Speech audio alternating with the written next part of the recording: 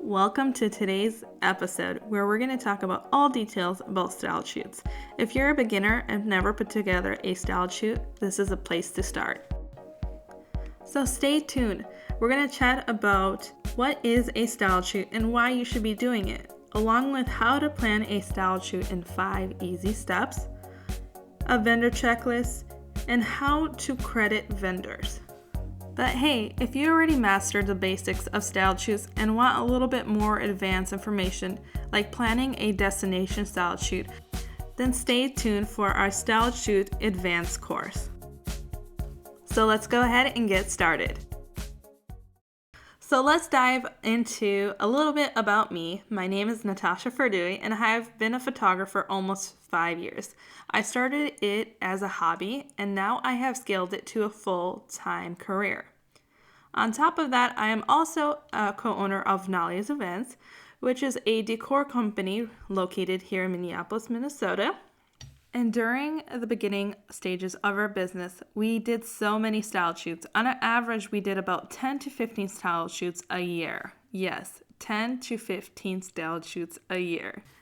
After many years and many style shoots, we decided to launch Styled by Nolly's.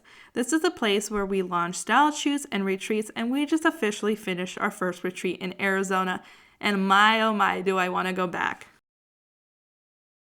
Alright, so are you new to styled shoots and don't know what styled shoots are? Well, styled shoots is a collaboration among vendors that donate their time and talents to create a creative visual concept to be photographed.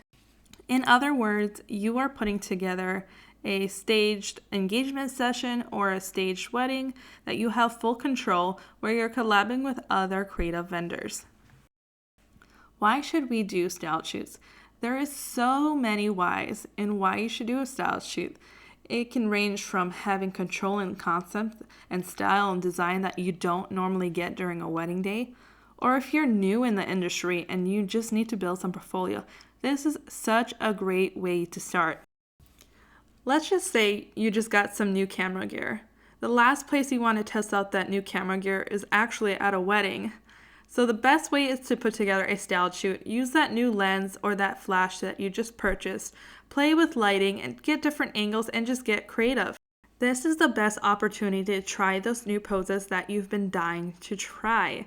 A styled shoot gives you that creative outlet and you don't have that wedding timeline pressure to worry about. Lastly, but also my most favorite reason why, is to build relationship with other vendors. I cannot express how important this is and how many friendships I have built through styled shoots. These are the vendors that are on my recommended list. These are vendors that are recommending me to their brides, and it's just a great overall experience. Now, with working with other vendors, should all vendors collab for free? Normally, everyone initially thinks yes, it's a collab. However, there are some factors to think about, such as the level of experience. I will go over this in the next slide. And then also the type of vendors. For example, us photographers, we are there dedicating our time and labor into taking photos. We already have all our equipment and we're not solely investing into a camera just for a styled shoot. However, vendors such as catering and florists, not only are they investing in their time and labor, but they also have to buy materials. For an example, a florist has to spend an average of $250 for a smaller styled shoot. For example, a bouquet only. But if you're looking for a little bit more, like a little bit of centerpieces, you are looking at about $500 or more. So really keep this in mind when you're budgeting for a styled shoot. You might have to pay 50% of the cost or up to 100%, depending on the level of experience this florist has. This brings me back to the level of experience. This is going to determine who you're going to be paying for and who's going to do the collab for free.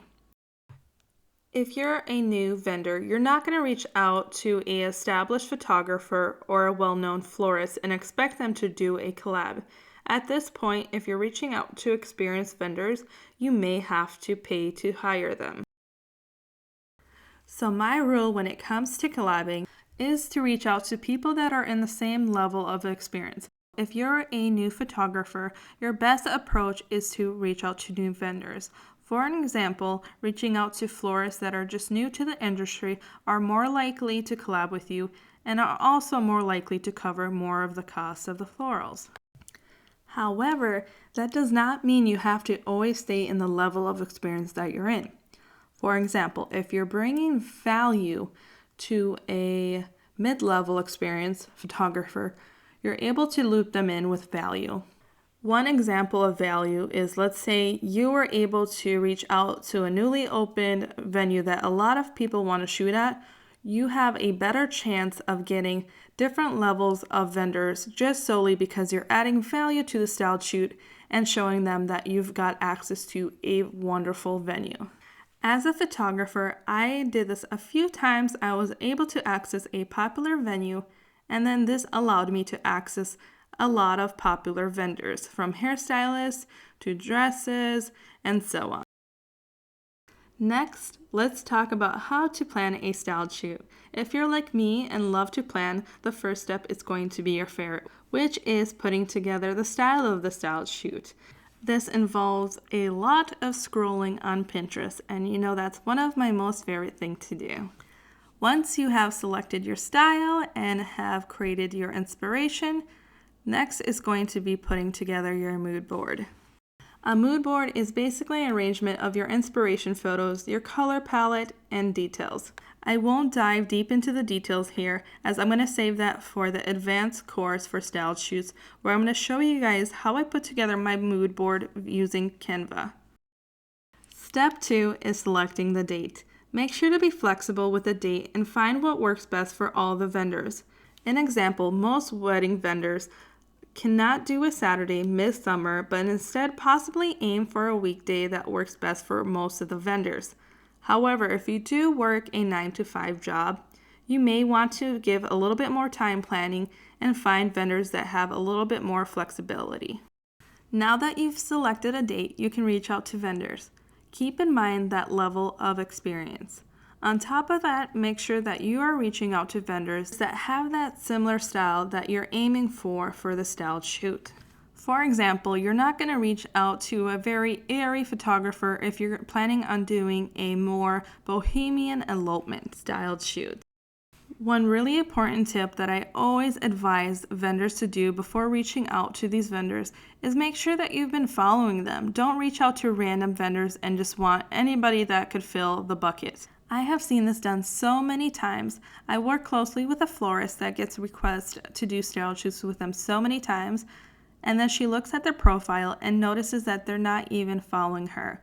So it makes it seem like you don't care about their work and you're just trying to fill that vendor spot. Also, don't feel defeated if vendors say no. Sometimes some vendors are no longer doing styled shoots anymore. So just keep working at it. You are going to get some no's, but do not feel defeated and keep planning.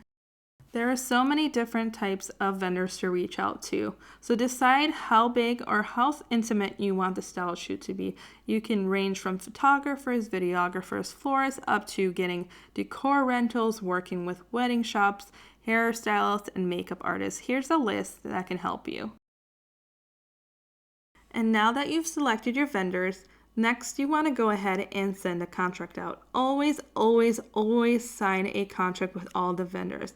This is going to ensure that everyone is protected.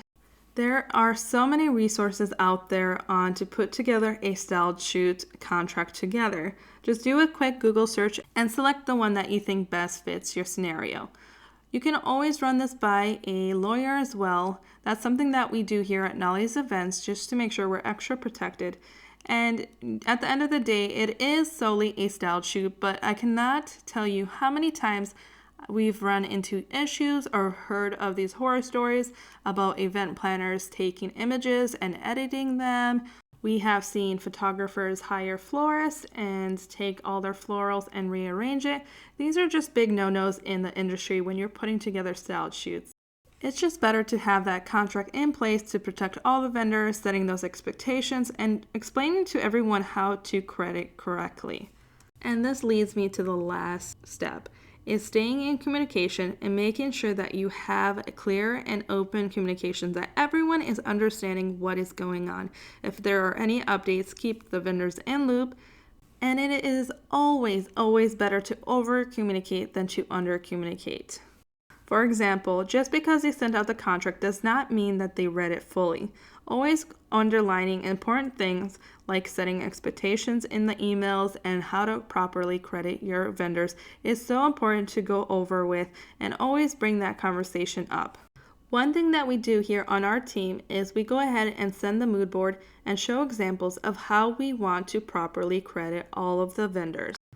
We always set the expectation to give proper credit by tagging all the vendors on the photo itself, and on top of that, we also ask them to list all the vendors in the caption as well. I want to thank you so much for joining us along today. If you are interested in getting more advanced and more details on how to put together a style shoot that includes more details on how I put together my mood board on Canva, some of my favorite Facebook groups that help me plan my style shoots and that help me find my models for the style shoots as well. Also putting together destination style shoots, and lastly throwing in some promo codes for a few of my favorite resources.